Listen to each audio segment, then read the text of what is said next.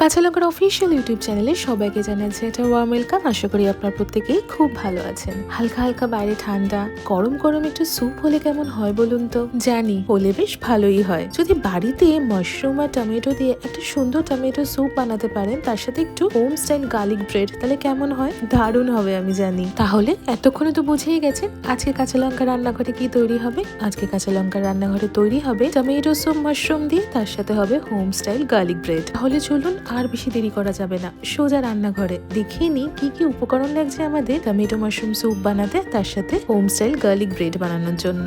একদম সিম্পল ওয়েতে বানাবো, ঘরোয়া স্টাইলে, খানিকটা হেলদিও বটে। আমি প্রথমেই 6টা টমেটো নিয়েছি, মোটামুটি 3 থেকে 4 জনের জন্য কিন্তু পারফেক্ট। আমি একটু বাটার নিয়েছি, 2টো পেঁয়াজ আমি ছোট করে কেটে নিয়েছি, গোলমরিচের গুঁড়ো নিয়েছি, দারচিনি নিয়েছি, আর হাফ টিস্পুন গোটা গোলমরিচ নিয়েছি। 1 টেবিল স্পুন আমি রসুন কুচি নিয়েছি, 10 থেকে 12 কোয়া রসুন নিয়েছি, 1 টিস্পুন আদা কুচি নিয়েছি, 2টো কাঁচা লঙ্কা নিয়েছি, হাফ কাপ মতো সুইট কর্ন নিয়েছি, 1 টিস্পুন আমি রেড চিলি ফ্লেক্স নিয়েছি। বাজারে বা মার্কেটে যে প্যাকেট মাশরুম পাওয়া যায় সেরকম আমি 1 প্যাকেট মাশরুম নিয়েছি, এটাকে ভালো করে ধুয়ে পরিষ্কার করে ছোট ছোট করে কেটে নিয়েছি। ফ্রেশ কিছুটা ধনেপাতা নিয়েছি, স্বাদ মতন চিনি নিয়েছি, স্বাদ মতন নুন নিয়েছি, 2টো ব্রেড নিয়েছি আমি বা 2টো পাউরুটি নিয়েছি। ব্যাস, মোটামুটি আমাদের এই কটাই উপকরণ লাগছে। এই কটা উপকরণ কিন্তু আমাদের বাড়িতে মোটামুটি অ্যাভেলেবেলই থাকে। তাহলে চলুন সোজা রান্নাটা শুরু করে ফেলি। এই রান্নাটা আমি আপনাদেরকে একটু স্টেপ ওয়াইজ দেখাই, তাহলে না আপনাদের বুঝতে সুবিধা হবে, করতেও সুবিধা হবে। প্রথমেই চলে আসি স্টেপ 1-এ। আমি একটা প্রেসার কুকার নিয়েছি, তাতে আমি 1/2 লিটার মতো জল গরম করতে আগেই বসিয়ে দিয়েছিলাম। দেখুন জলটা কিন্তু ফুটতে শুরু করেছে। এবার আমি জলে টমেটো গুলো গোটা গোটাই দিয়ে দিলাম, সাথে দিয়ে দিলাম রসুন কোয়া, স্বাদ মতো নুন দিলাম, আদা কুচি, দারচিনি, কাঁচা লঙ্কা। এবার আর বিশেষ কিছু করার নেই, প্রেসার কুকারের লিডটা দিয়ে দেবো। প্রেসার কুকারের লিডটা দিয়ে 2টো সিটি বা হুইসেল পড়া পর্যন্ত কিন্তু ওয়েট করব, তাতে কিন্তু টমেটোটা সুন্দর সেদ্ধ হয়ে যাবে। এবার আমি চলে আসি স্টেপ 2-তে। টমেটোগুলো আমার সুন্দর সেদ্ধ হয়ে গেছে, টমেটোগুলো একটু ঠান্ডা করে নেব বা রুম টেম্পারেচারে আসা পর্যন্ত একটু ওয়েট করে নেব। টমেটোটা ঠান্ডা হয়ে গেলে টমেটোর গা থেকে বা সেদ্ধ টমেটো থেকে টমেটোর খোসাগুলো না ছাড়িয়ে নেব। আপনারা কেউ যদি মনে করেন যে টমেটোটাকে ছোট ছোট করে কেটে নিয়ে সেদ্ধ করে নেবেন, সেটাও করতে পারেন, তবে গোটা টমেটো সেদ্ধ করে নেওয়াই ভালো, কারণ খোসাটা ছাড়াতে কিন্তু সুবিধা হয়। খোসাগুলো ছাড়ানো হয়ে গেছে, এবার সোজা চলে আসি স্টেপ 3-তে। আমি একটা ব্লেন্ডার নিয়েছি, ব্লেন্ডারে টমেটো গুলো দিয়ে দিলাম, সাথে ওই টমেটোর সাথে সেদ্ধ করা যে রসুন আর আদা কুচিটা ছিল সেটাও কিন্তু দিয়ে দিলাম। এবার অল্প একটুখানি জল দিলাম, জলটা দিয়ে ভালো করে ব্লেন্ড করে নিলাম। ব্লেন্ড করে নিয়ে একটা সুন্দর টমেটো পিউরি আমরা বানিয়ে নেব।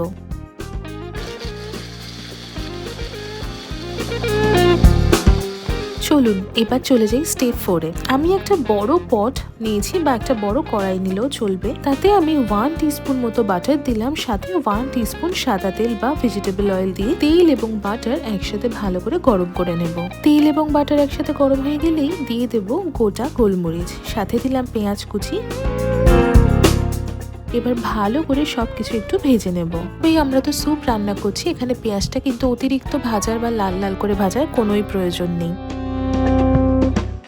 আমি এবার এতে সুইট কর্ন দিয়ে দিলাম মাশরুম। সুইট কর্ন, মাশরুম সবকিছু দিয়ে মোটামুটি পেঁয়াজের সাথে 2 মিনিট মতো ভালো করে একটু সাঁতলে নেব, বা ইংরাজিতে যেটাকে বলে সতে করে নেব। এবার আমি স্বাদ মতন একটু নুন দিয়ে দিলাম, আর দিলাম সামান্য একটু চিনি, দিলাম চিলি ফ্লেক্স।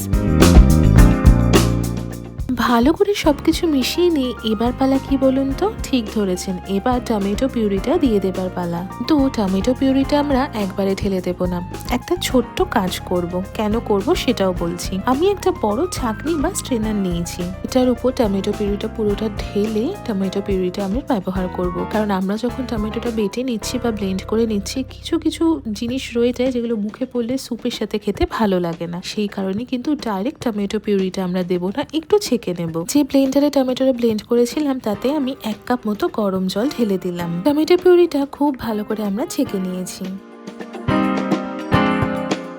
ব্লেন্ডারে জলটা ঢেলে ভালো করে মিশিয়ে দিলাম, মিশিয়ে সেটাও কিন্তু আমরা ঢেলে দেব।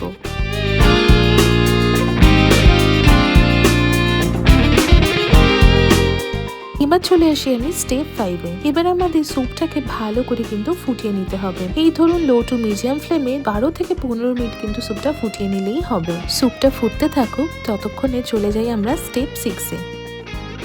অন্যদিকে আমি একটা ফ্রাইং প্যানে অ্যারাউন্ড হাফ টিস্পুন মতো বাটার ভালো করে গরম করে নেব। তাতে আমি রসুন কুচিটা দিয়ে দিলাম। রসুন কুচিটা দেবার পর ওপর থেকে কেয়ারফুলি আমি ব্রেডটাকে দিয়ে দিলাম। হালকা আছে লো ফ্লেমে আমি আস্তে আস্তে পাউরুটিটা কিন্তু সেঁকে নেব বা টোস্ট করে নেব। এটা কিন্তু খুব সহজ পদ্ধতিতে বাড়িতে গার্লিক ব্রেড বানানোর একটা রেসিপি। এটা একদম ক্যাফে স্টাইল এক্সাক্ট রেসিপিটা নয়, সেই রেসিপিটা কিন্তু আমি অলরেডি একবার শেয়ার করেছিলাম আপনাদের সাথে। এটা কিন্তু নর্মাল বাড়িতে আপনারা যখন কোনো স্যুপ বানাবেন বা নর্মাল ধরুন ব্রেকফাস্টেও কিন্তু এরকমভাবে বানিয়ে খেতে পারেন, খুব ভালো লাগে খেতে। একটা জিনিসও খেয়াল করে দেখবেন, আমি কিন্তু এই স্যুপের রেসিপিটাতে কোনো ময়দা বা কর্নফ্লাওয়ার ইউজ করিনি। আমি একটু হেলদি রাখতে চেয়েছি, আর টমেটো পিউরিটা এমনি একটু থিক হয়। আমার মনে হয় না এটাকে আরো থিক বানানোর কোনো প্রয়োজন আছে যখন আমরা বাড়িতে গরম গরম বানিয়ে খাচ্ছি। যদি আপনাদের মনে হয় যে আপনারা একটু কর্নফ্লাওয়ার দিতে চাইছেন, অবশ্যই দিতে পারেন। এই দেখুন আমাদের কিন্তু ব্রেডটাও তৈরি হয়ে গেছে, ওদিকে আমাদের স্যুপটাও অলমোস্ট রেডি। এবার সোজা চলে যাই স্টেপ 7-এ। আমি একটু ফ্রেশ ধনেপাতা নিয়েছি, সেটাকে একটু ছোট ছোট করে কেটে নিচ্ছি। স্যুপে একটু ধনেপাতা পড়লে ভালো লাগে। অবশ্য বলতে পারেন আমি ধনেপাতা খেতে এতই ভালোবাসি, আমি সবকিছুতেই ধনেপাতা দিতে ভালোবাসি, তবে পার্টিকুলারলি এই স্যুপটাতে কিন্তু ধনেপাতাটা খুব ভালো লাগে। আমি স্যুপের উপর ধনেপাতাটা খুব ভালো করে ছড়িয়ে দিচ্ছি। গ্যাসের ফ্লেমটা অফ করে দিলাম। আমাদের কিন্তু একদম home style mushroom tomato soup আর গার্লিক ব্রেড একদম তৈরি হয়ে গেল। চলুন তাহলে গরম গরম সার্ভ করি। আমরা চলে এসেছি আমাদের ফাইনাল স্টেপে।